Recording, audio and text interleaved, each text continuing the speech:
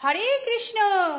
যে ভক্তদের বাড়িতে গোপাল আছে, যারা মালা জপেন, তারা নিশ্চয় জানেন পঞ্চতত্ত্ব কে কে। কিন্তু যারা জানেন না তাদের বলি, শ্রীকৃষ্ণের মহামন্ত্র জপ করতে গেলে আগে পঞ্চতত্ত্বের নাম নিতে হয়।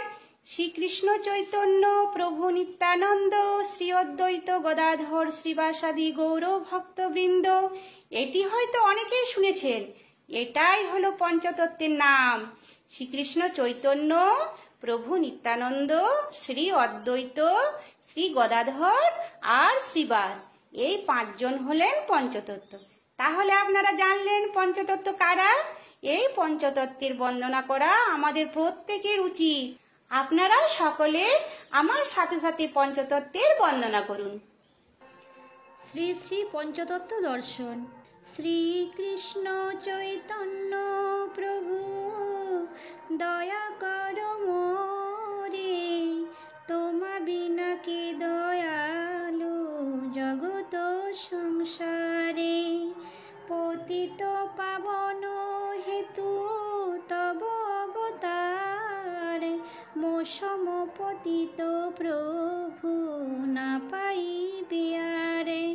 হা হা প্রভু নিত্যানন্দ প্রেমানন্দ সুখী, কৃপা বলকন কর আমি বড় দুঃখী।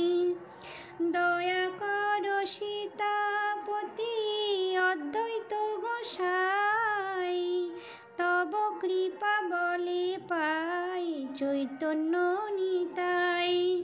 হা হা স্বরূপ সনাতন রূপ রঘুনাথ, ভট্ট যুগ শ্রীজীব হা প্রভু লোকনাথ। দয়া কর শ্রী আচার্য প্রভু শ্রীনিবাস, রামচন্দ্র সঙ্গ মাগে নরোত্তম দাস। হরে কৃষ্ণ কৃষ্ণ কৃষ্ণ হরে হরে, হরে রাম রাম রাম হরে হরে। জয় পঞ্চতত্ত্বের জয়।